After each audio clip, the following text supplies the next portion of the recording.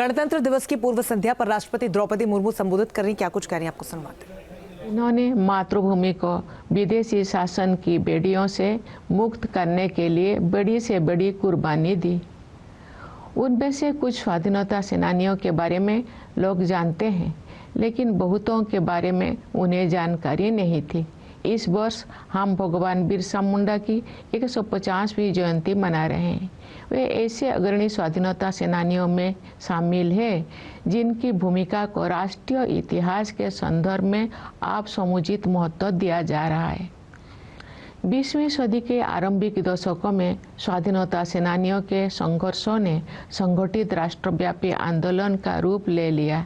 देश का सौभाग्य था कि महात्मा गांधी, रविंद्रनाथ टैगोर और बाबा साहेब आम्बेडकर जैसे महान विभूतियों ने हमारे देश के लोकतांत्रिक मूल्यों को फिर से जीवंत बनाया।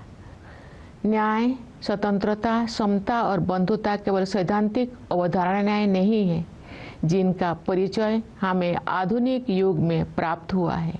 ये जीवन मूल्य तो सदा से हमारी सभ्यता और संस्कृति का अंग रही है। नव स्वाधीन भारत के संविधान और गणराज्य के भविष्य को लेकर जो आलोचक संदेह व्यक्त करते थे, उन लोगों को इन्हीं जीवन मूल्यों के बल पर पूरी तरह से गलत सिद्ध किया जा सका।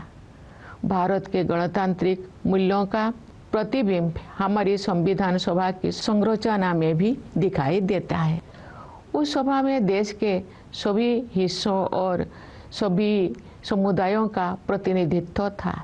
सबसे अधिक उल्लेखनीय बात ये है कि संविधान सभा में सरोजिनी नायडू, राजकुमारी अमृतकर, सुचेता कृपलानी, शंसाबेन मेहता और मालती चौधरी जैसे 15 असाधारण महिलाएं भी शामिल थी।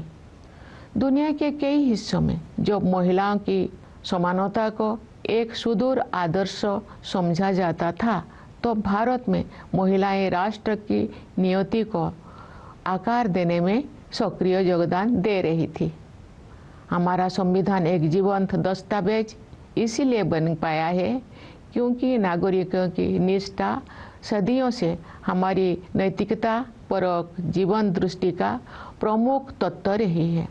हमारा संविधान भारतवासियों के रूप में हमारी सामूहिक अस्मिता का मूल आधार है, जो हमें एक परिवार की तरह एकता के सूत्र में पिरोता है। न्यूज नेशन अब व्हाट्सएप पर खबरों की ताजा अपडेट के लिए न्यूज नेशन के इस QR कोड को स्कैन करें।